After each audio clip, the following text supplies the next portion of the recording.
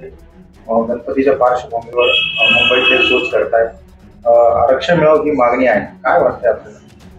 मला असं वाटतं की मराठा समाजामध्ये देखील अत्यंत मोठ्या संख्येने गरजू असलेली लोकसंख्या आहे।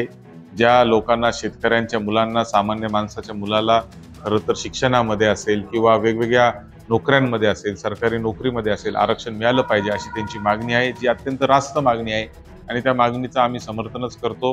ती मागणी करण्याची खरं तर इतके दिवस झाले आणि वेगवेगळ्या पक्षांचे सरकार आले, परंतु कायदेशीर अडचणी वेळोवेळी त्याला येत असल्यामुळे ते आरक्षण टिकत नाही आणि म्हणून एक शाश्वत असं आरक्षण सरकारने द्यावं या दृष्टीने आमचा सगळ्यांचा प्रयत्न राहिलेला आहे। ते आरक्षण देत असताना जरांगे पाटलांनी ज्या पद्धतीने आंदोलन सुरू केलेलं आहे, मला असं वाटतं की ते एक आता निर्णायक टप्प्यावर या ठिकाणी आंदोलन आलेलं आहे। ते मुंबईकडे जरी निघाले असतील तरी माझं या निमित्ताने सरकारला आव्हान आहे की आपण जरांगे पाटलांना त्या ठिकाणी त्यांच्याशी चर्चा केली पाहिजे आणि आरक्षणाच्या बाबतीमध्ये तातडीने निर्णय घेऊन मराठा समाजाला एक दिलासा देण्याचं काम आपण केलं पाहिजे, असं माझं या निमित्ताने आव्हान आहे।